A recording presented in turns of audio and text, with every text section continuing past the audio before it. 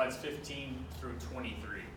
So as we discussed our label in the last slide, we did mention pictograms. So now we're going to take a look at each of the pictograms, what they mean, kind of the general health or the general hazards that's going to be determined. Now this first one, as you can see, is a gas under pressure pictogram. So we talk about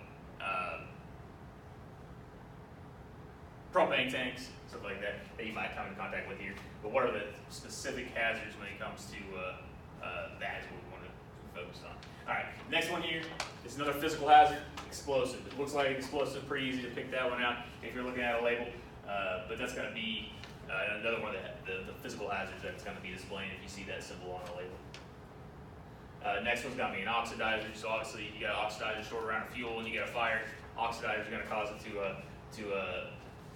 burn a lot more violently. So that's going to be some of the examples of, or some of the hazards associated with an oxidizer agent that you might see. And this one, pretty simple. It's a flame, so as you can guess, probably going to be flammable. That's going to be another physical hazard that we might be exposed to anything that can burn. This one is kind of the only hybrid. This is actually going to be telling us a physical and a health hazard. So it's going to be corrosive to skin and metal. So as you can see on that pictogram right there, you got a substance that's corroding away, looks like to be a metal bar, and one that's going to be corroding away, looks like to be skin. So that's going to be a pretty good indication of what that's trying to tell us.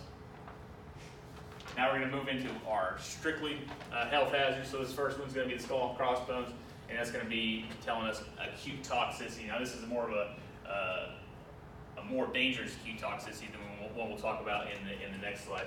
But pretty universal signal. I'm sure if we all see this, even if we don't know anything about it, we can pretty much guess what that's going to be trying to tell us.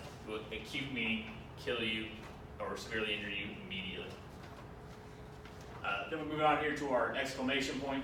So this is going to be telling us that this particular chemical could have potential to cause us irritant to our skin or eyes, skin sensitivity, acute toxicity, kind of like I said, going back to the last one.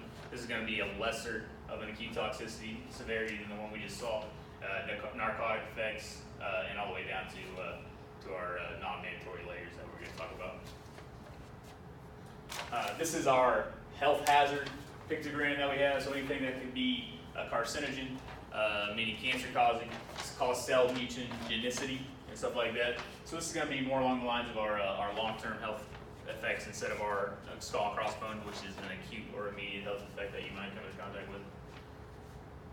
And this, our last one, this is the pictogram for an environmental hazard.